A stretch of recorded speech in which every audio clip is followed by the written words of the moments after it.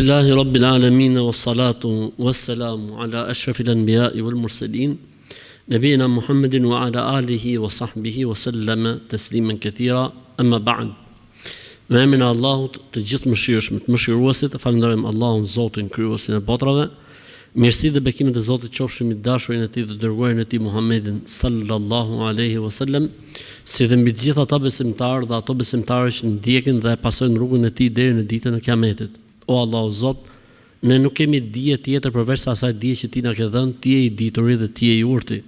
O Allahu Zot, na dhuro dije të dobishme, na mundso vepra të mira, e sa të jemi gjallë. O Allah, na furnizo me furnizim pastër dhe furnizim halal. O Allahu Zot i gjithësisë, bëje dijen që ne marrim dhe japim argument dhe dëshmi për ne ditën e Kiametit, dhe jo argument dhe dëshmi kundër nesh atë ditë ku nuk bën dobi asgjë, vetëm se kush i vjen Zotit me zemër të pastër dhe me vepra të mira qofshim për këtyre njerëzve. Amin. Atëherë pa humbur kohë inshallah taala, po fillojmë me pyetjet të cilat kanë ardhur. A është e vërtetë se ndonjë person që nuk na hiqet nga mendja, Allahu do të na bashkojë me të në të ardhmen? Jo, nuk është e vërtetë. Të pralla dhe fantazi e smur. Kjo quhet fantazi e smur. A është e vërtetë se nëse një person nuk na hiqet nga mendja, Allahu do të na bashkojë me të në të ardhmen? Futi i grusht i laçe që të vish në vete, me shpresë Zotit. Kur shoh ndonjë video për fen islame, fillon dhe më dridhet pak trupi. Është gjë e mirë apo e keqe? Do të mësohesh, është normale, e ke ndoshta edhe emocionale, do të kaloj. Stresi zero, ose stresin ngrirje, nuk ka asgjë as për të mahnit dhe asgjë s'ka për të trembur. Avash, kjo tregon që janë fillimet. Pastaj do të mësohesh inshallah dhe çdo gjë do të shkojë mirë me shpresë Allahut. Po të vendos lek te kutia e bamirësisë te xhamia, është njësoj si kur ja ke dhënë një të varfri? Jo, nuk është njësoj, është dy sojesh. Është dy sojesh. Sepse aty ke xhamia mund të shkojnë për dritat, mund të shkojnë për Kuranët, mund të shkojnë për mësuest, mund të shkojnë për kurset, mund të shkojnë për aktivitetet.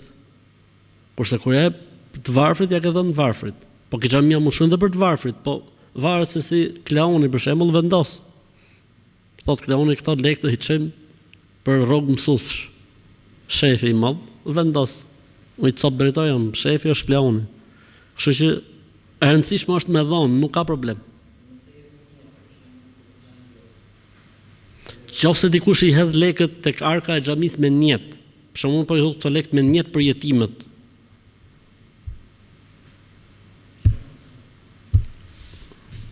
Ja, nuk shkon, sepse ku e di Kleoni që i ka hodh mat njet. Ama nëse ti e fut në zarf, po. Nëse ti e përcakton aty në zarf që këto lekë do të shkojnë për të varfrit, Kleoni është i obliguar që të shkojnë lekët për të varfrit, për jetimet. Për kurset e xhamisë, për kurset e xhamisë. Kur ti e lën të lirë, pastaj si ta shofi këshilli dhe Kleonit arsyeshme. Kështu që nuk, sepse nuk e di ne me çfarë njeti ke udhti. Ë? Jo.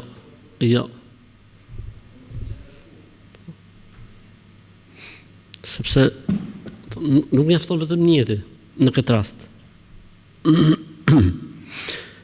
A është e lejueshme të punosh në një kushinë, pra kuzhinë ka për qëllim sushi, sepse kam parë në internet një faqe që thotë nuk lejohet.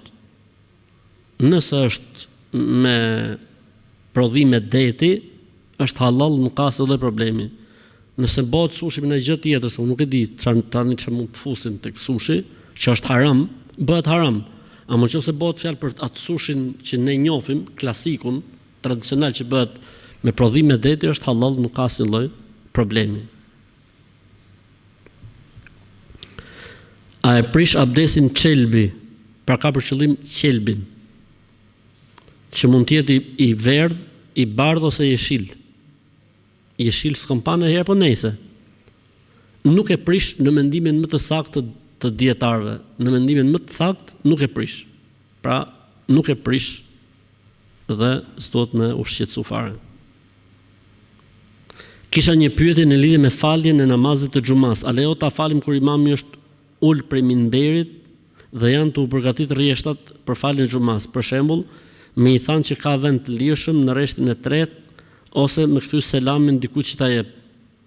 Me fol, pa. Kam një pyetje në lidhje me foljen, me të folurën. Thashë po thot me faljen. Lejohet, nuk ka asnjë problemi, nëse ka zbrit imami nga minberi lejohet. Nëse ka shëngjit imamin minber, pa akoma nuk është thirrë ezani, lejohet. Nëse është imami mes dy hutbeve, prap lejohet. Ajo që nuk lejohet me fol është kur është imami duke marrë ligjëratën, minber nuk lejohet. Men qala li sahibihi yawm al-jum'ati wal imamu yakhutub unsut faqad laga ose usmut faqad laga. Nëse dikush i thot shokut të tij hesht ndërkohë që po marret hutbja, ai ka dal pas sevapin e xumas, pa shpërblimin e xumas, ai ka namazin e saktë, po s'ka marrë atë shpërblimin e plot dhe të duhurin që duhet merrte nga xumaja. Ama nëse është imami i ulur ose ka zbrit nga minberi, po thjesht është fal namazi ose mes dy hutbeve, apo akoma s'është thirrë ezani, po imami ka thonë selamu aleikum wa rahmatullah dhe është ul dhe pritet që thirret ezani, nuk e përfshin ndalesa. Kemi pyetje këtu me zë. Ta dëgjojmë.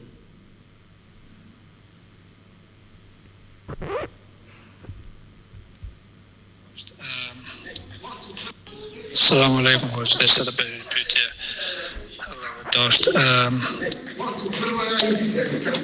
thua që mas ikindis për shkak nuk ka namaz dhe për akşam.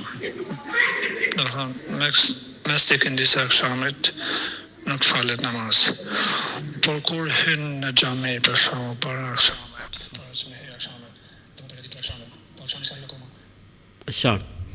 Pra thotë se nuk lejohet mu fal namaz nga ikindia deri në akşam dhe nga sabahu deri në lindje e diellit. Po kur njeriu futet në xhami, themi rregulla është kështu, nuk bën me fal namazë vullnetare nga ikindia deri në akşam pa arsye. E nëse njeriu ka arsye, të quhen salavatun dhatu esbab, salavate me sebeb. Ke marr abdes, lejohet me fal 2 rekatëshin edhe mas ikindie deri në perëndim diellit. Je fut në xhami, lejohet me fal 2 rekatëshin edhe pse je mas ikindie deri në perëndim të diellit. Po kështu edhe sabahun. S'ke fal sunetet e drekës, lejohet me i fal mas ikindie. Kanë ikë sunetet të sabahut, lejohet me i fal mas sabahut deri në lindje e diellit. Sepse ke sebeb. Përderisa ke sebeb, s'ka problem. Istiharja, nëse është diçka e ngutshme, po. Nëse është diçka që pret puna, jo. Pra istiharën, thot vllaja, mund ta falim nga masabahut deri në lindje e diellit? Nëse unë duhet aja përgjigjen masabahut, po, bon. Ama nëse pret puna, jo. Edhe mas ikindie njëjta gjë. Një motër besimtare, fillestare, ka fal akshamin, po ka harruar të thot subhaneken. A duhet ta përsërisë namazin? Jo. Thënia e subhanekes në fillim të namazit është sunet, që do të thot nëse nuk e thot dikush, namazi është i saktë. Lënia një suneti në një namaz nuk e prish namazin, nuk e bën namazin të pavlefshëm. Për këtë arsye namazi ka kushte, shtylla, farze ose vaxhibe dhe sunete. Kështu që nëse njeriu lën pa bërë një nga sunetet e namazit, namazi është i vlefshëm. Nëse lën pa bërë një nga farzet apo vaxhibet, duhet ta korrigjojë nëpërmjet sevi sejdës. Nëse lën një rukn shtyll, Hanefit i thon shtyllave, që i thot xhumhuri, i thon farz. Atëherë duhet përsërit rekati, nëse nuk e kap në kohë, dhe nëse njeriu lën pastaj një kusht pa bër, atëherë s'vlen namazi fare. Nëse unë jam duke u falur me xhamat dhe gaboj, pra jam pjesë e xhamatit, nuk jam unë imami, gaboj duke shkuar namazin e yatsis, në uljen e parë harroj dhe shtoj edhe salavatet deri në gjys, pastaj nuk e çoj salavatin deri në fund dhe vazhdoj faljen me imam. A duhet bëj sejdë? Këto gabime quhen gabime të tolerueshme përderisa je me imam. I mbart imami. E rëndësishme është që ty mos të iki imami nga rukni shtylla e radhës. Pra, ti ule gabimisht në tehijat në rekat parë. Ule gabimisht. Imami është shu me kënu el Fatihan. Ti u ftjellove në kohë dhe e kape imamin një rregull. U ftjellove mas i kohët gjatë dhe imami ka shku në ruku, ty të ka hikë rekati. Do të vazhdojsh prapë me imamin, ama je me një rekat mangët. Je me një rekat mangët dhe duhet me e korrigju këtë problem me se vizeshten në fund fare. Ama në qëse është vonesa si kjo, është të robi duke minu se është të botë i hijatin. Pastaj ka pa gjithë njës janë çu në kohë, mos e ka kap situatën dhe është çu, nuk ka asnjë lloj problemi. Kunata ime ka një pyetje për ju.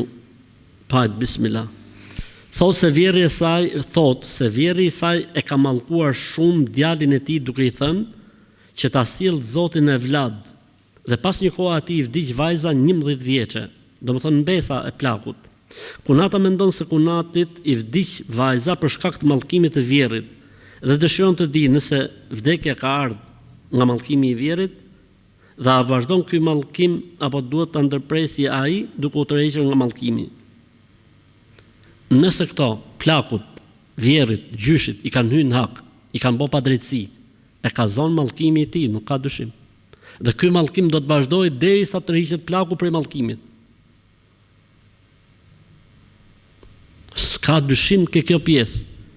Të hysh në hak prindit, babës ose nonës, të mallkojë ai me shpirt, po vallai nuk bën hajër as në këtë botë as në botën tjetër. Kështu që nuk është puna vetëm ke ky fëmijë që ka ndruar jetë, po do të jetë kjo gjithë. Kështu që këta duhet pendohen radh parë mes tyre dhe Zotit. E dyta duhet i kërkojnë hallallikun dhe duhet ta kënaqin plakun me çdo lloj forme që të rriqet nga mallkimi. Për ndryshe s'kan për të bëj hajër. Për ndryshe nuk kanë për të bëj hajër, vallahi bilaj, për Zotin. A lën feja islame me bler një macë sepse kam hasë shumë mendim për këtë çështje. Për sa i përket shitblerjes macëve, kanë një hadith, po ai hadithi faktikisht nuk është kuptuar drejt. Thot, ka ndaluar pejgamberi sallallahu alajhi wasallam an themenil hirra ose senur. Ka ndaluar pejgamberi sallallahu alajhi wasallam nga paraja që fitohet për shitjes macës. Xhumhuri i ulemave, pra shumica e shkollave islame, thonë që ndalesa bëhet fjalë për macet e egra, nuk bëhet fjalë për macet e buta. Argumenti i përjashtimit e Abu Huraira, argumenti i përjashtimit, gruaja që kishte lidh macën, etj. Macet janë të pastra, sillen rreth e përqarkush, hadithi i saktë. Plus që janë të dobishme. Janë dobishme për mite, për zvarranikët e tjerë. Kështu që nuk përbën asnjë lloj problemi. Si më thënë, jarga e macës në islam si konsiderohet e pista apo e pastër? E pastër. Kështu që nuk përbën problem. Shumica e dietarëve thonë që hadithi i ndalesës nga fitimi i shit bilerjeve të macës ose të maceve thonë ka të bëjë me të egrat. Dhe jo me të butat.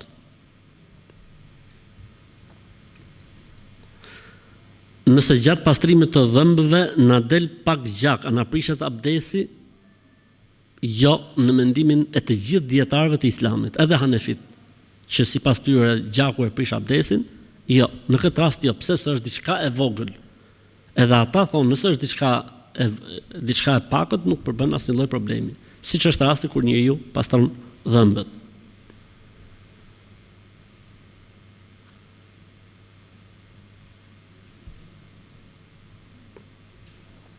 Duke pasur parasysh se në Islam burri është shtylla kryesore e shtëpisë dhe të ardhurave dhe gjithë gjërave të tjera, pra ai është shtylla e shtëpisë dhe gruaja merret me punët e shtëpisë.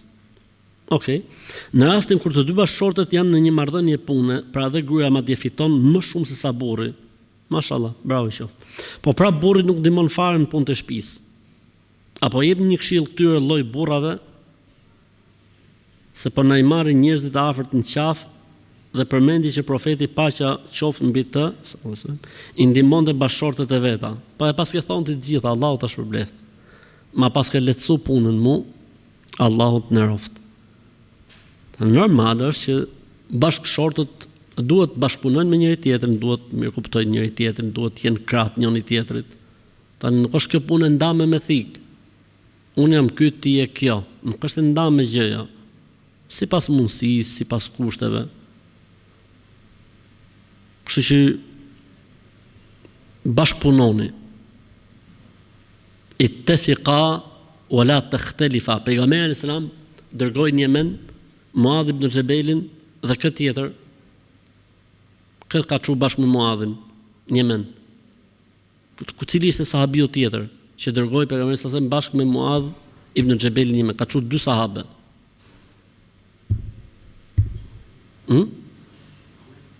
Ja. Gjeni javën tjetër do ju pyes. Edhe ju tha ittafiqa wala takhtalifa. Dakordohuni dhe mos u përçani me njëri tjetrin. Kur dy njerëz që janë në një mision duhet të jenë të dakorduar. A ka mision më të madh dhe më të rëndësishëm sa misioni i familjes? Nuk ka. Kështu që bashkëshortët duhet gjejnë gjuhën me njëri tjetrin. Nuk janë gjëra të ndame, nuk e ke ti në Islam diku që thuhet punë e burrit, punë e gruas. Nuk ke diçka, çat kesh mundsi, edhe fëmijët, po edhe enët, po edhe këtë, edhe atë. Nuk kanë gjëra të ndame, tani ato të kalojmë jetë bashkëshortore tamam, me e bë shtëpinë si kopsh xheneti, apo me qenë shtëpia të merr për njërin ose për tjetrin. S'do të shofi njeriu gjëra, atë shumë gjëra të rëndësishme në jetë që njeriu duhet t'ja anashkalojë për hatër të Zotit, për hatër të projektit. Projekti i familjes është i projekt që nis këtu dhe vazhdon edhe në xhenet. Or nuk ke për të pas këto probleme me gruan në xhenet. S'ke për pas as probleme pastrimi, as probleme gatimi, as probleme kalamajsh, as probleme paras, as ta, s'ke për pas. Në xhenet është full option kënaqësia dhe lumturia. Kështu që këto 300 vjet që ke në këtë botë shtys si ti shtysh, çfarë problemi ka? Në përjetësi atje pastaj, në infinit, je si mbret. Kështu që sa gjëra që një duhet t'i kaloj, duhet t'i përtypi, për hatër të Zotit, e para gjë, pastaj edhe për hatër të projektit. A e kupton ti që familjes janë vënë gjithë në prit? Gjithë janë vënë në prit familjes. Sepse është kështjella e fundit që mund të rezistoj në ruajtjen e njeriu. Mos bim ne viktim e këtij kurthi për shkak të naivitetit, për shkak të egos, për shkak të ku e diun, ca muhabeteve që nuk ja vlen barra qeran. Duhet me bë durim, duhet me bë sabër, duhet me bashkëpunu. Sidomos në këtë lloj raste ku të dy janë punë, të dy janë të angazhuar, tani nuk duan pa më gjona. Ose gjeni dikë që të punojë ke shtëpia si pastruese, si kujdestare për fëmijët, që t'ju liroj juve nga barra e rëndesës.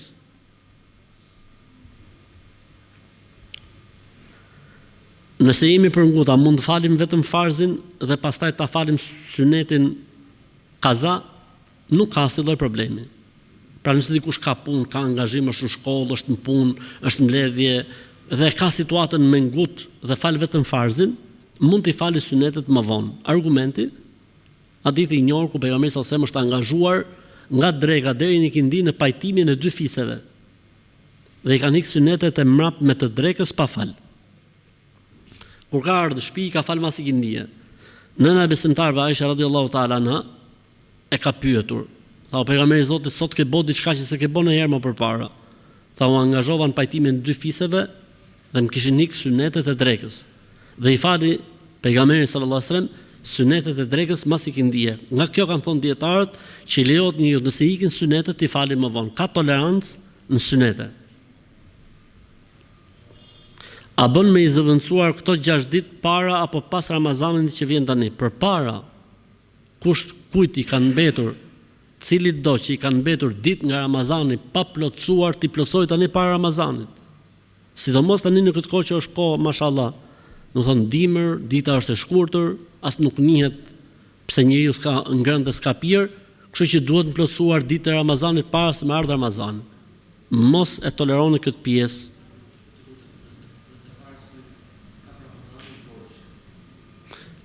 Nëse ka Ramazani dikë borxh do t'i bëj, nuk shlyhet borxhi. Ramazani i ri është i saktë, ndërkohë që njeriu është gjynafqar plus.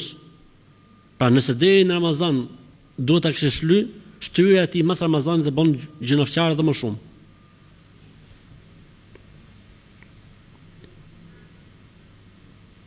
Kam dëgjuar se nëse bie në idhujtari ose kufër, Allahu nuk e fal, por unë kam rënë në atë gjë nga ignoranca, sepse mendoja se ai person që më mësonte të bëja idhujtari dhe shirk ishte hoxh.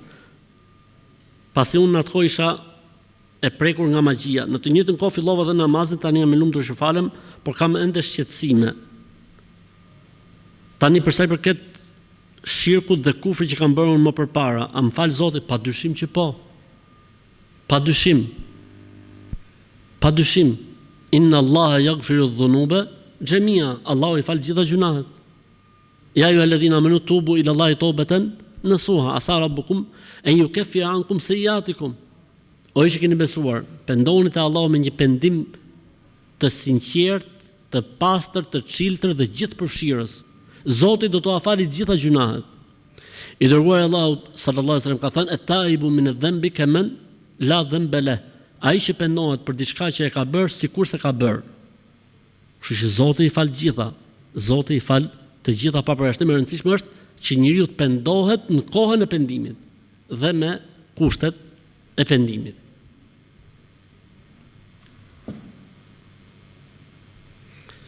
Çfarë këshilla keni për ata njerëz që urojnë ditëlindjen e njerëzve të vdekur? S'ka kush i arreston. Ai ka vdek ti thu urime ditëlindja e kujt? E gjyshit. Po gjyshi ka 300 vjet që ka vdek. Këta janë njerëz që s'ka spital që i merr përsipër. Duhet me i çu me ato të tjerë. Çfarë këshillë keni për ata që ju urojnë ditëlindjen e njerëzve të vdekur? Blog, rasi blokun. Ja, s'ta krylla se bësha ka, po ideja është që hajë inshallah, thuj o vlla, ka vdek ai robi, nuk jetën mo sahati. Sahati i jetës, numratori i ka nalu numratori, ka filluar numrator tjetër. E kështë gjuna e këtë ju? Valla e unë hera parë që e një, pasha Zotin. O hoxh, ju gjithmonë keni fol për prindit, për brimit. Më fal o hoxh, po kur është prindi ai që bën dallime dhe padrejtësi, sidomos nëna bën shumë dallime. Pse nuk e bën një storja edhe për këtë gjë? Pra pse nuk e bën edhe një bisedë për këtë gjë? Prindi, po të boni 13-14 vjeç, i ka shlyt gjitha detyrimet ndaj teje dhe ndaj çdo kujt tjetër. E po shkove deri 18 vjeç, prindi është ka Allahu i pastër. E nëse të manë me bukë dhe me ushqim mas 18-ës, derisa të martoj, prindi e ka shlyt detyrim, çdo lloj detyrimi ndaj teje deri në ditë kiametit. Nëse prindi bën padrejtësi, Zoti e fal. Allah e mëshiroft. Zoti e uzoft. Nuk justifikon kjo prej nesh asnjë lloj sjellje. Ashtu aq ja kap trunin atje, ashtu ja merr mendja. Çfarë do të bëjmë? Ta mallkojmë? Çfarë do të themi? Ne kemi për detyrë, ja, përmend rastin, pyet një hoxh, incizoje, t'ia çoj dikush prindit që ta dëgjojë që kjo është padrejtësi. Nuk ka justifikim, njeriu nuk lahet ndonjëherë me nonën dhe me babën e vet. Nuk ka gjë që e lan hakun e prindit, nuk ka gjë që e lan. Se ti ekziston, kush është bo sebeb mas Allahut që ti je në këtë botë? Prindi ke marrë nga baba diçka dhe nga nona gjithë pjesën tjetër. Kështu që nuk ka justifikim, nuk ka gjë që mund të barazoj hakun e prindit në këtë botë. Prandaj nëse prindrit ju bëjnë padrejtësi, ulni kokën, këshillojeni, edhe shihni jetën tuaj. Çfarë detyrimi ka prindi ndaj teje? Asnjë lloj detyrimi s'ka ndaj teje nëse ti bosh 18 vjeç apo pak më shumë se 18 vjeçari. Shihë vëlla jetën, do të baj prindin ngurriz gjithë jetën ty. Nëse prindi bën padrejtësi, ulni kokën, këshillojeni, edhe shihni jetën tuaj. Çfarë detyrimi ka prindi ndaj teje? Asnjë lloj detyrimi s'ka ndaj teje nëse ti bosh 18 vjeç apo pak më shumë se 18 vjeçari. Shihë vëlla jetën, do të baj prindin ngurriz gjithë jetën ty. Kështu që prindërit tanë, cilët neve na kanë rrit, na kanë shkollu, na kanë martu, na kanë lehtësu gjonat, i kanë shlyer detyrimet. Tani prindërit tanë nuk janë as ke sadakaja ndaj nesh, janë ke nafilja. Kështu që puthini kamët prindërve sa i keni gjallë, se do t'ja dini vlerën kur mos t'i keni më gjallë. Ashtu, do të dëshirojsh të ishte prindi gjallë, edhe pse bën padrejtësi. Do të dëshirojsh ta kishe gjallë, babën ose nonën, vallahi bilaj për Zotin, edhe nëse do ishte i padrejt, njeriu do të dëshironte vetëm ta kishte gjallë, s'ka problem, të mgjujmë shkop, të mbërtasi, të mshaj, vetëm të jetë gjallë.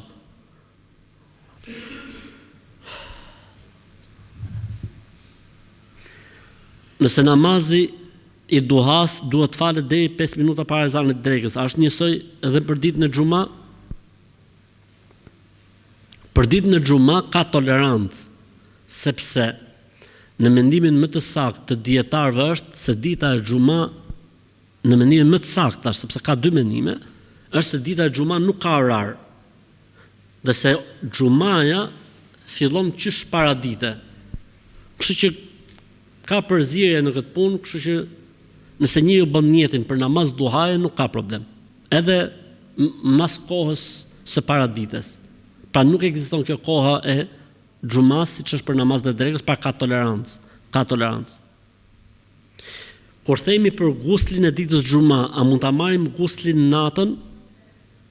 Ka dy opsione, më saktë është që po vlen. Edhe leximi i surës Kehf para se në dita xhuma me lexu natën, edhe gusli vlen inshallahu taala. Mas akşami i tëjtës, gjithmonë, nga akşami i tëjtës e mrapa.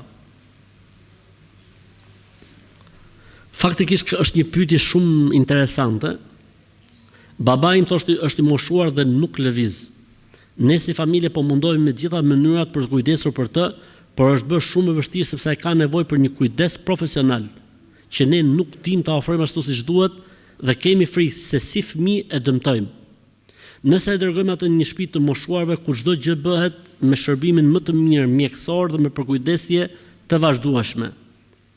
A konsiderohet kjo gjëna? Qëllimi ynë kurrë nuk është të ta braktisim atë, por ta ndihmojmë për të jetuar një jetë më të mirë dhe ta vizitojmë atë shpesh. Innamal a'malu binniyat. Çdo gjë varet nga qëllimi. Nëse ky është niyeti juaj, qëllimi juaj, mundohuni që të gjeni një mirëkuptim nga ana e prindit, pra që ai t'ju mirëkuptojë pse po e bëni këtë gjë, edhe nuk ka problem. Se në fund fare kush është qëllimi? Në fund fare qëllimi është që ne t'i shërbejmë prindit, t'ja lehtësojmë atij jetën, t'ja bëjmë atij jetën sa më të mirë. Po prindi ndoshta nuk e kupton që duke e çuar atje i bëhet jeta më e lehtë dhe më e mirë. Në këtë rast merret në konsiderat mendimi i fëmisë. Përderisa qëllimi është i mirë, përderisa dëshira është e mirë, merret në konsiderat fëmia. Sa i thotë unë duhet të vdes këtu, për shembull, ndërkohë që fëmia din më së miri që atje mund të shërbej. Siç thot pyetja. Pra nëse është situata siç është bërë pyetja, unë do të thosha po nuk ka asnjë lloj problemi fetarisht.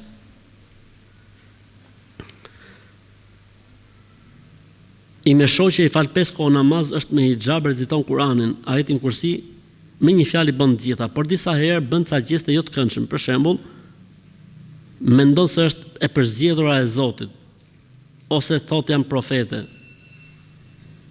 A mos është ky një ngacmim nga xhindët apo problem mendor?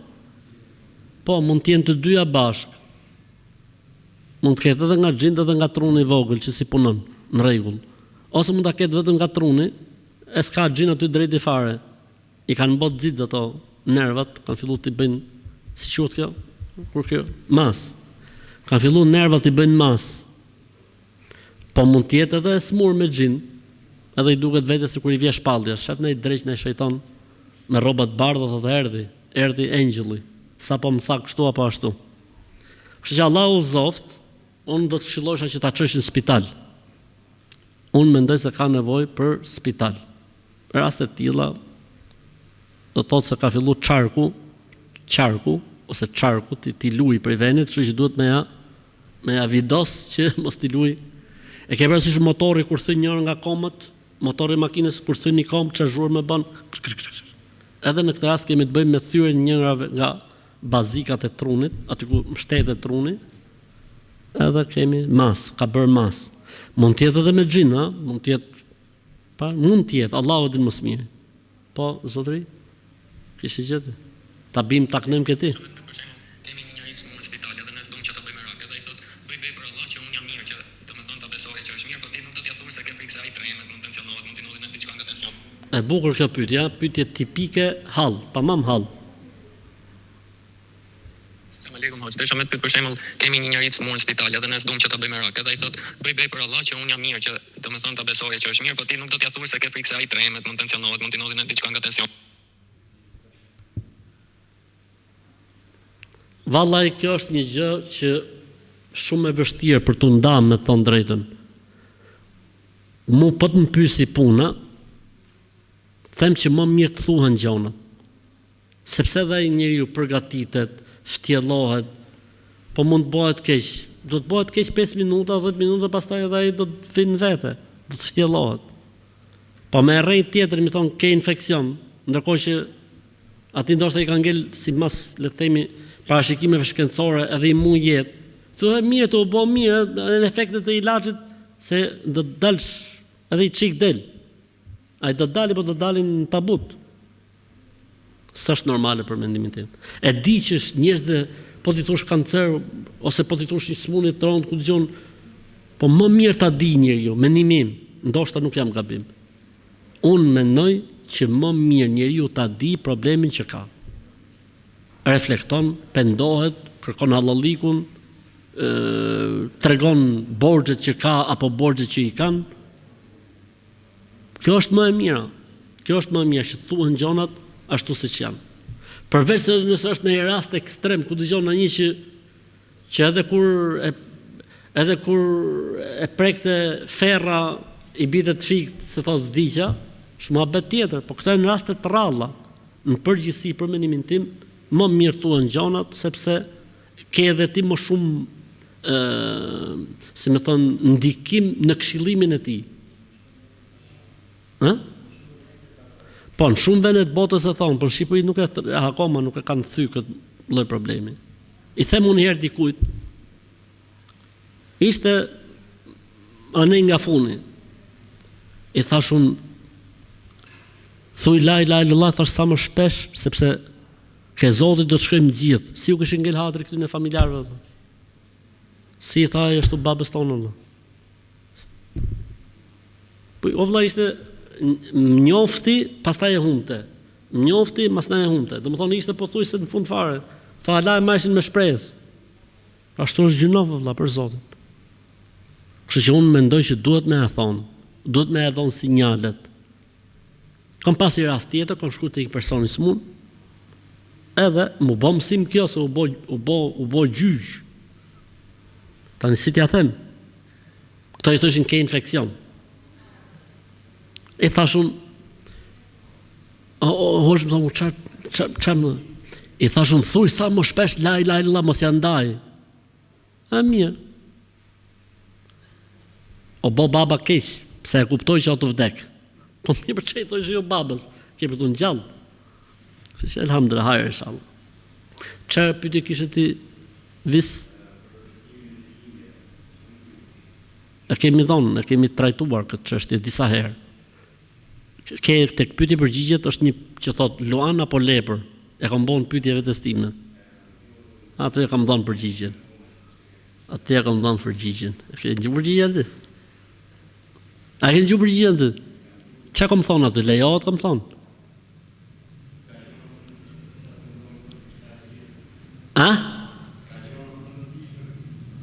Për popullin, për këta që s'kan lidhje me asnjë gjë. E kuptove tani të paktën? Ala se ke kuptu? Megjithatë, për Zotin, thuaj vallaj. Thuaj vallaj që se kuptova. Hala.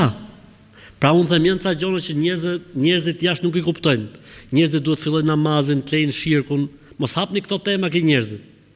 Çfarë do thotë kjo fjala? Se ne e bon apo s'bon?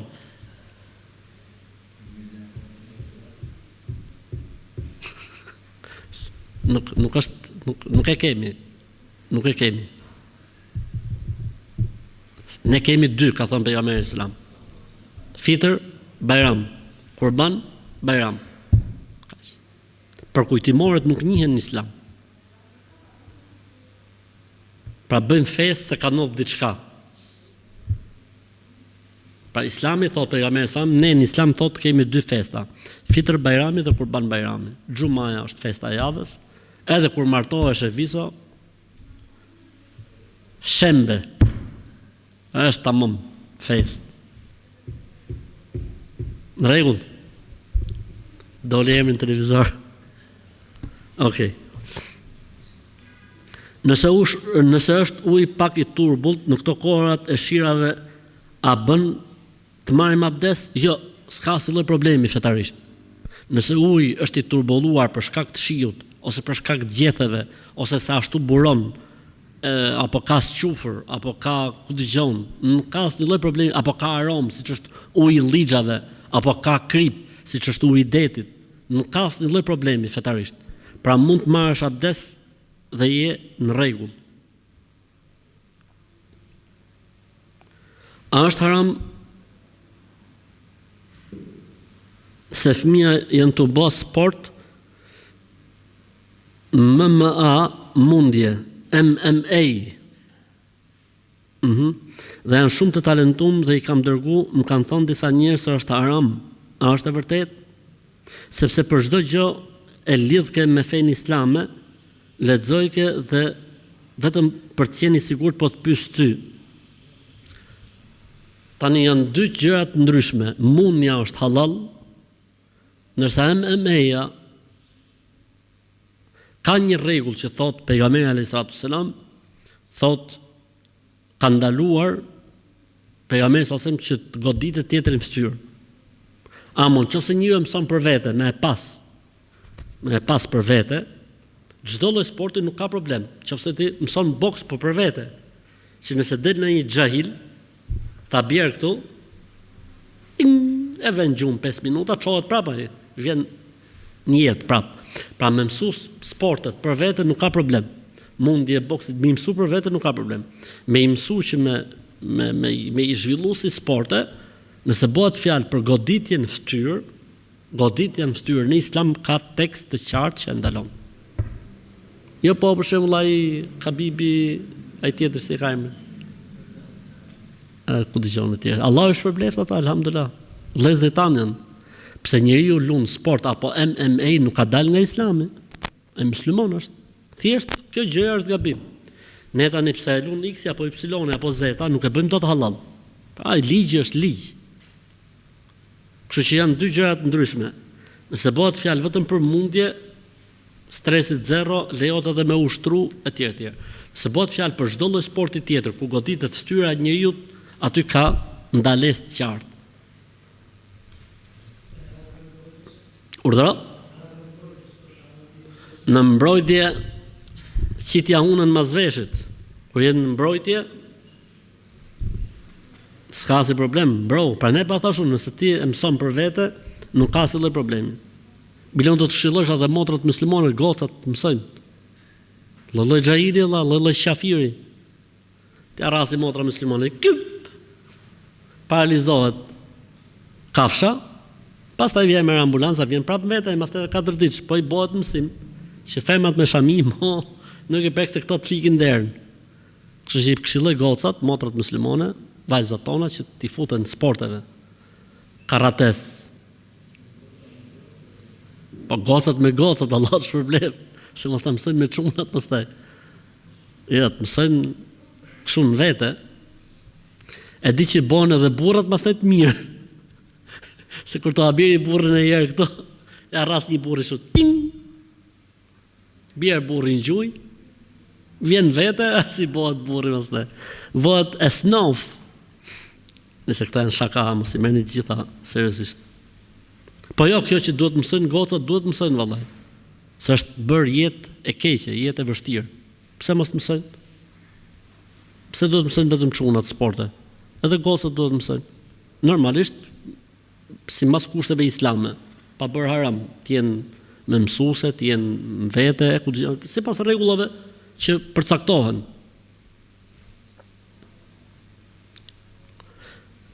A mund ta lejmë xhenazën vetëm apo duhet të qëndrojmë pranë xhenazës derisa ta varrosim?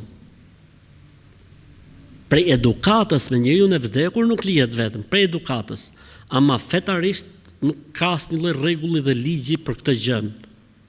Për shembull, e lanë xhenazën tek funerali dhe shkuan gjithë në shtëpi, dhe nesër në mëngjes erdhën për të prit njerëzit edhe për ta nxjerrë xhenazën pasaj në orën 1. Kemi bërë gabim fetarisht këtu? Këtu nuk është bërë asnjë lloj gabimi fetarisht. Po dikush thotë jo vëlla, unë nuk mund të iki, ta lej babën tim apo nonën tim vetëm aty. Nuk, shumë mirë, Allahu ta shpërblet, nuk ka asnjë lloj problemi fetarisht. Ama nëse ikën dikush, a quhet se ka bërë gjuna? Ka bërë mëkat? Jo. Nuk quhet mëkat dhe nuk quhet gjuna. Kam lexuar diku që po ti thuash këto 5 fjalë një herë, po ti thuash këto 5 fjalë 3 herë në një ditë natë nuk të zen asnjë lloj gjëje, as magji, as mësysh, as si lloj gjëje. Hajde bismillah. U gjet zgjidhja. Ajeti kuranor në surën Al-Baqara, "Fasayakfikahumullahu wa huwa as-sami'ul alim." Ajeti është i saktë. Ajeti është i saktë. Thot Zoti, "Fasayakfikahumullahu wa huwa as-sami'ul alim." Ty do të mjaftoj Allahu ndaj tyre. Allahu është dëgjuesi dhe i gjithdituri. Po nuk ekziston në fen ton as kund e shkruar që po ta thoshte 3 herë apo 5 herë apo 7 herë apo 40 herë s'gjen asgjë. Nuk është askund e shkruar kjo. Pavarësisht se mund ta ke lexuar në përfaqe, po jo çdo gjë që thuhet në përfaqe është korrekte. Simbas Islamit, a ka të drejtë gruaja të flasi keq fëmijëve për babain e tyre? Absolutisht që jo, s'ka të drejtë. Nuk ka gjuna më të madh dhe më të rënd se sa prindi, njëri prej prindërve, pra nona në këtë rast, me jo fol keq fëmijëve për babën e tyre, apo dhe e kundërta, që baba të ushqej urrëtie apo mosvlerësim apo injorim të figurës nonës. Se ndodh edhe kjo tjetra. Pra baba mundohet me zhvlerësu nonën, as merr vesh, raca aty në janë kështu, ne jena kështu, ja po ato s'din gjë, ja po unë gjithë më kanë zi jetën. A shef si o apo juve kjo? Po më që më kanë zi jetën gjithë jetën, të visha kalamajve, për nonën e tyne. Ky është kafsh, insan. Kafsh, insan. Po edhe nonën, që se ja bën kështu fëmijëve pra e tyne. Sa ka heq nona prej këtij? A shef si o bën juve pirin nonës? Sa kam hequr prej këtij? E ma kanë zi jetën. Që quhet kafsh insan, edhe kjo. Çfarë ka probleme burri me gruan, e gruaja me burrin duhet të zgjidhin me njëri tjetrin. Jo me u fol fëmijëve, jo me ushqy keq tek fëmijët. Se fëmia e merr atë, edhe i Zot e di se si e përkthen në jetë. Pastaj bëhesh pishmon ti, e bëhesh pishmon fisi, jo vetëm ti. Sepse ti jep atij sinjal negativ. Dhe ai sinjali negativ mund të shpërthej nga momenti në moment. Kështu që s'bon, nuk lejohet. Nuk lejohet. Merru vesh me gruan siç të merret vesh burri me gruan, nuk ka nevojë me fut fëmijët mes. Pastaj fëmijët do të rriten dhe do i kuptojnë gjërat vet.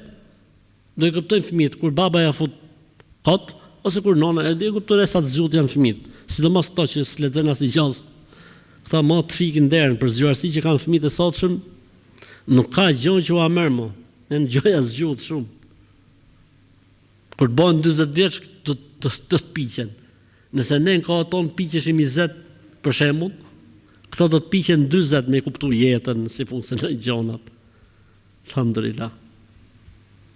Një shoqja ime dyshon se ka magji në shtëpi, ka shkuar tek një grua besimtare që i ka lexuar Kur'an dhe i ka dhënë këtë që të spërkas shtëpinë dhe në dhomën ku do griset letra, aty brenda do të ketë magji. Pra i ka dhënë një kështu enë me ujë të kënduar. Edhe ka thonë, çoj ke dhoma gjumit, u gris letra, aty është magjia. E çove ke kuzhina, nuk u gris, s'ka magji. E çove ke dhoma pritis, nuk u gris, s'ka magji. Kjo nuk është e saktë. Nuk ekziston kjo lloj gjëje. Kështu që kjo motra besimtare që thot ky në pyetje nuk e di se ka gjetë këtë formulën. Let na e thot, nëse ka në hadith në gjë, okay.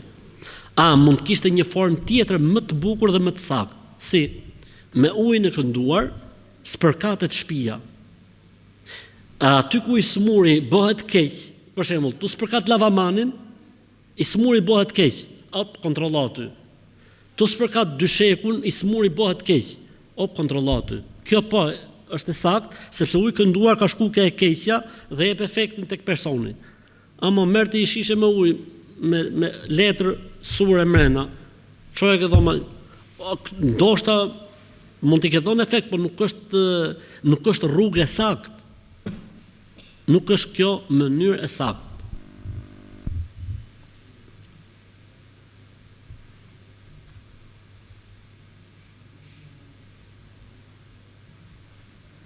Hoxh, kam një 2 borxhli, njëri më ka 15.000 euro borxh, ndërsa tjetri më ka 19.000 euro borxh që 3 vjet.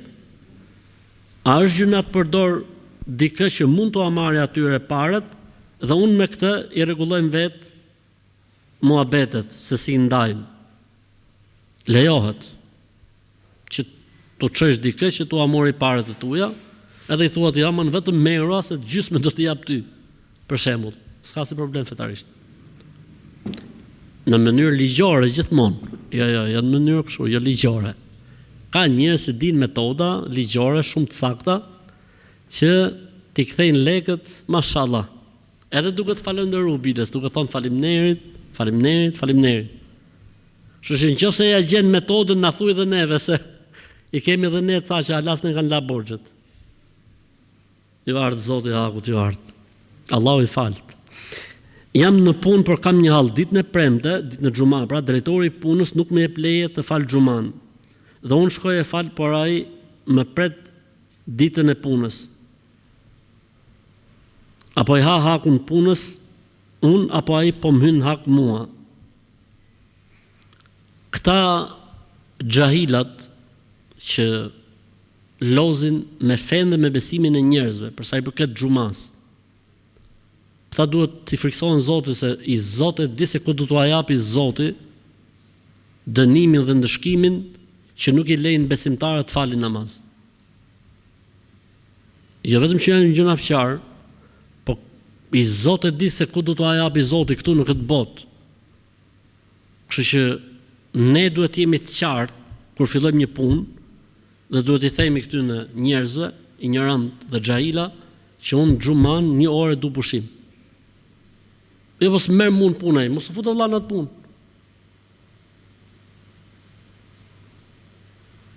Nëse ti ja ke bë mohabet qartë dhe pastaj ai të pret ditën e punës, të ka hyrë në hak, çoj duart nga Zoti se ka për t'ia dhënë Zoti.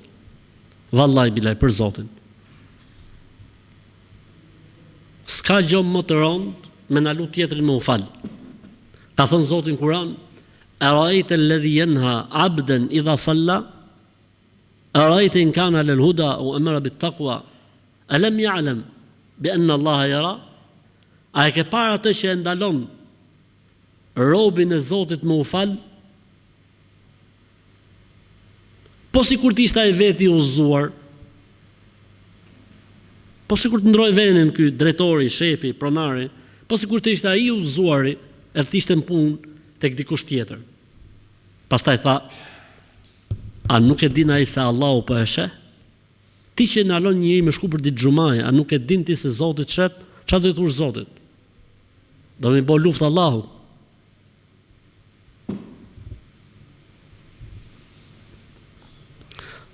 Është mirë që unë e dëgjoj bashkëshortën kur më thot leje mjekrën dhe unë e lej vetëm se ajo ka qef, me thon drejtën, nuk është se unë kam shumë qef. E rëndësishme leje. Mos bëj haramin e ruajtjes. Ka një rregull sheriat që thot për lënien e haramit nuk është kusht njeti. Për lënien e haramit nuk është kusht njeti. Dikush nuk pin raki se i bë dom për mëlçin. Do të dënohet ky në botën tjetër? Pse s'ka pi? Ama ai nuk e lë për hatër të Zotit. Ai e lë se i bëjë dëm për mëlçin e zezë. Është në rregull ai. Dënim s'merr në botën tjetër. A e merr shpërblimin si dikush që qysh fillim të kalon pra, ky është muhabet tjetër, po ky të paktën nuk dënohet. Edhe dikush që nuk e run mjekën se s'do më prish qefin grus, ky nuk do të dënohet pse se ka rujt, si ta them? Po, pse nuk gatrun bomnosh. Nuk do të dënohet pse se ky e ka lëshu, ka dal nga harami. A ka dal nga harami për hatër të Zotit? A ka dal nga harami për hatër të grus? E rëndësishme ky ka dal nga harami. E qartë, sepse rrujtja me brisk e mjekrës është haram. Tek gjitha mëdhëbet, nuk ka se ka i mendim dy mendime. Mendimi fillon që ka diskutim, thot kur ta shohësh dikë dhe e dallon që ka mjekër. A ka dal nga harami, këtu fillon diskutimi. Dikush thot që dëgjon, njeriu ka dal nga harami i ruajtjes mjekrës, minimumi është që të paktën kur ta shohësh, ta dallosh që ka mjekër. Ky është një nga mendimet, nuk është më i saktë, ama ky është minimumi i mendimeve. Nën këtë mendim unë nuk di, mund të dikush tjetër, Allah e lehtësoft, unë nuk di. Pra minimumi i mendimeve që ka diskutim për mjekrën është kur e shef dikë dallohet që ka mjekër, do të thotë se ka dal nga harami. Cili është më e saktë? Më e saktë është që mjekra duhet lëshuar minimalisht 4 gisht. Pra duke filluar nga këtu e poshtë 4 gisht, gjitha krahët. Këtu njeriu ka dal nga harami dhe ka bëu atë që duhet. Nëse e lën më shumë, është pastaj gjë tjetër është synet. Por ka dal nga harami me këtë. Kështu që ti o vllajim, me që ta kërko gruaja, alhamdulillah. E paske gruan feqiha. Feqiha do të thotë e paske dietare, mashallah, Zoti e shpërblet. Pse Zoti vendosi ta krijoi Isain alayhis salam pa baba? Nuk besoj që bota kishte ngel të shifte edhe këtë rast që të kuptoj fuqinë e Zotit. Pasi askush nuk mund ta dinte nëse me të vërtet Maria ishte e virgjër apo jo. Ne besojmë çfarë thot Zoti. Edhe çfarë ka thënë pejgamberi alayhis salam. Dhe ne besojmë se lindja e Isait alayhis salam pa baba ka qenë vullnet dhe dëshirë e Zotit. E kuptuam ne arsyeën siç e paske kuptuar ti, apo nuk e kuptuam, kjo nuk është më pjesa jon për t'ia gjetë zgjidhjen. Ne besojmë se Isai i biri i Merjemes është krijuar pa baba. 1. Besojmë se ka qenë pejgamber i Zotit dhe i dashmi i tij. 2. Besojmë se nuk është Zot as biri i Zotit. 3.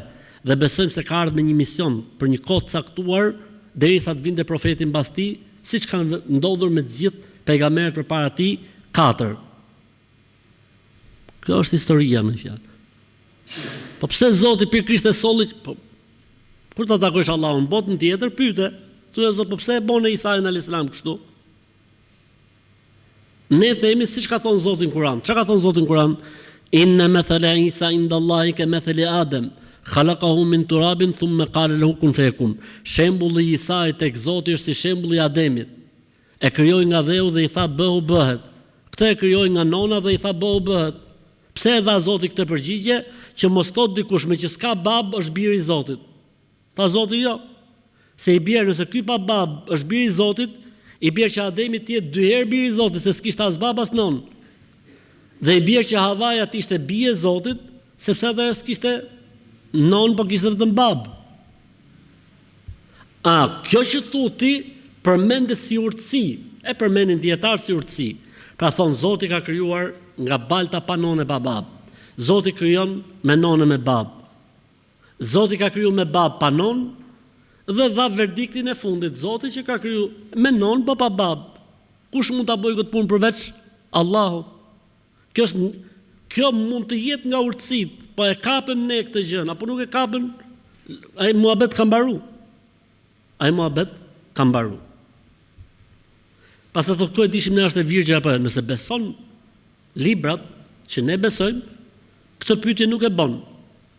Nëse je në rrugtim e sipër, lexo se do ta zbulosh që ka qenë e virgjër.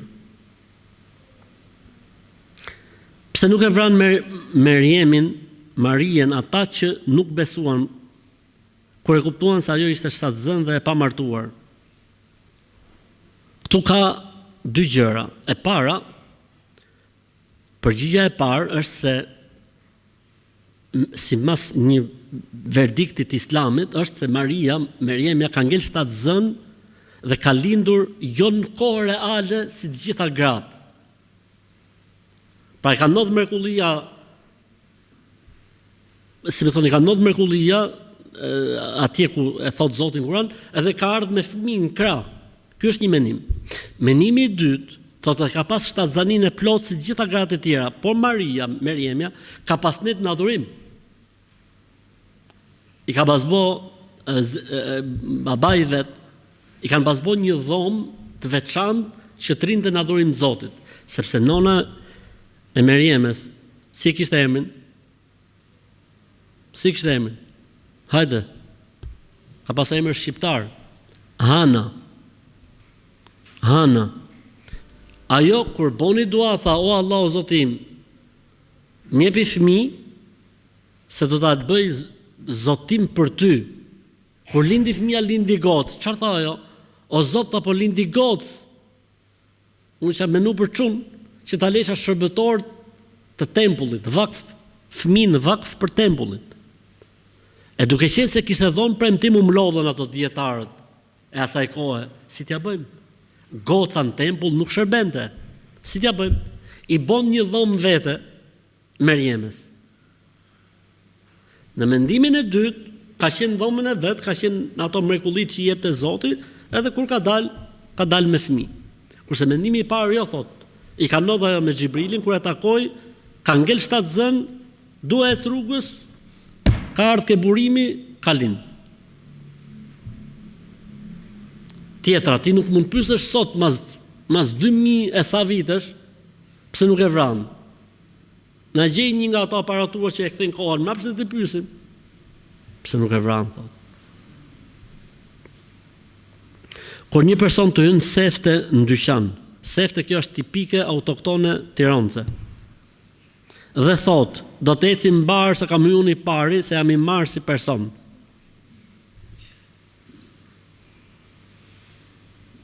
Po t'ishte i marr ky si person, s'vitë me blej i pari këtë dyqani jot. S'kishte nevojë, çojte ato shërbëtorët në ble. Shkonin bleni duk të gjonasat në ato gjithë të vrapu, kush ta knaqi, atë agajin, beun. Hajë inshallah, këto janë kështu budalliqe,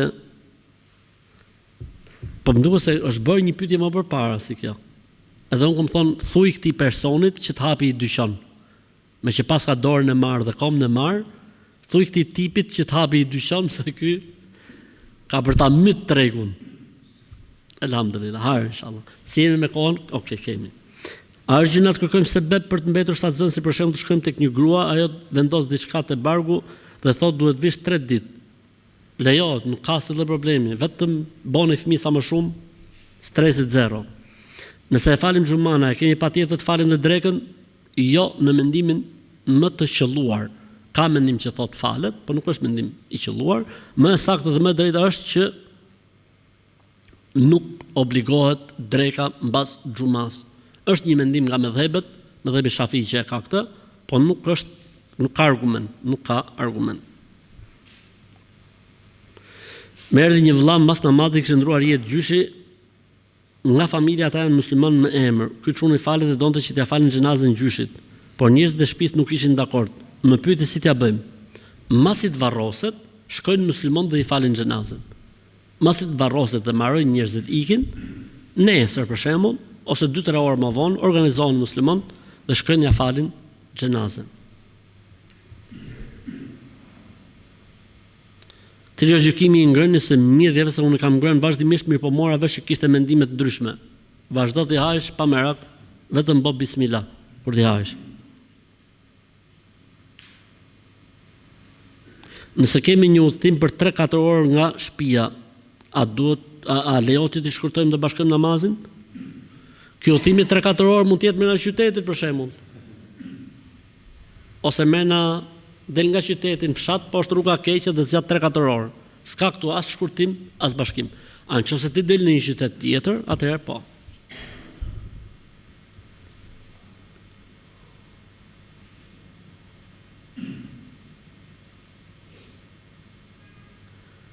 falem bashkë me djalin tim, po ai nuk din shumë Kur'an. Ne e lejmë atë përpara dhe falemi mbas tij. Po ne I lexojmë suret. Apo të dalun përpara. Jo. Çuni rrin përpara, aq sa din ai, ju lexojeni në vete, jo me zë të lartë. Në vete I lexoni ju dhe çuni të falet ashtu si din ai dhe me ato sure që din ai. Vendosja e sutrës përpara është obligim apo sunet? Ka dy mendime. Po nëse jemi në një pozicion dhe një situatë të tillë që kalojnë njerëz apo friksohemi se kalojnë njerëz, duhet vendosur sutra e patjetër. Pejgamberi sa ka thënë, nëse falet ndonjëri për jush, le të vendosi mes tij dhe kiblës sutre. Ose thot pejgamberi sa nëse dikush është duke fal namaz dhe ka vendosur një sutre përpara dhe dikush do të kalojë ta pengoj, ta ndaloj personin. Po nëse nuk e vendosim thot sutren, pra pengesën, a është I sakt namazi? Namazi është I sakt. Mirë po, ti je gjunafqar. Nëse s'ke vu sutre, je gjunafqar, sepse ke lënë një detyrë pa bërë. Namazi është I sakt.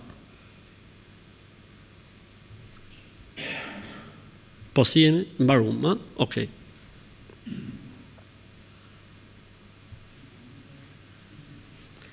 Ti bëjmë dhe këto dy pyetje se mu duk interesante, ta mbyllim. Jam 20 e sa vjeç, që mos përmenim shifrën fiks. E martuar dhe me të jam I pajtuar, pra me sjelljen që ai ka. Asnjëherë nuk kam pas me të ndonjë problem serioz. Po si vjet në Facebook, jashtë kohës së adhurimeve merret shumë me mesazhe me goca dhe pretendon se një ditë do bëhet njëra prej tyre grua e tij. Kjo sjellje e tij më ka lënduar shumë dhe nuk di si të veproj.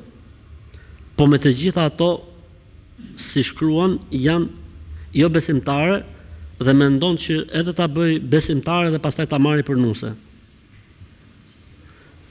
Kur nuk ecë me njërin, vazhdon me një tjetër dhe kjo gjë më ka bërë që të ftohem prej tij.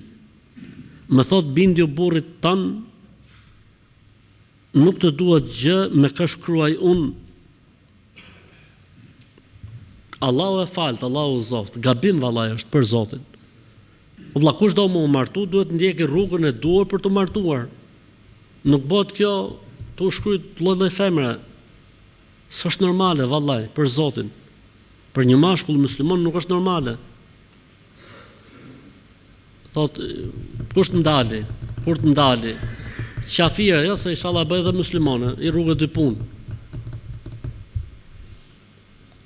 E rëndësishme ti duhet ti motër, që mos dalim nga tema, përgjigju burrit tënd, jepi hakun burrit tënd në mënyrë që ai të kuptojë që ato ja fut kot. Pra ti duhet t'i japësh ngrohtësinë, mos reago ti negativisht. Se nëse ti reagon negativisht në këtë lloj rasti që është ky tipi, I jep një arsye plus. Mos I jep arsye, ti rri korrekte me pjesën tate, pastaj të Zoti u zoft. Allahu e u zoft. Edhe ky vllai ti friksohet Zotit mos bëj kështu sjelljesh. Se vallë është e turpshme për Zotin. Është e turpshme. Ja ti them këtij vllajt unë një gjë. Nëse do të kishte ky vllai një dhondër, a do të ishte I kënaqur që dhondri të sillej me gocën e tij në këtë formë siç po sillet ky me nusën e tij? Ose nëse ky do të kishte një motër, dhe dhondri burri motrës sillet me motrën e këtij çunit, siç sillet ky me gocë me nusën e tij. Do të ishte ky I kënaqur si vlla? Nëse do ankonte motra jote tek ti për sjelljen e burrit, si do të sillesh?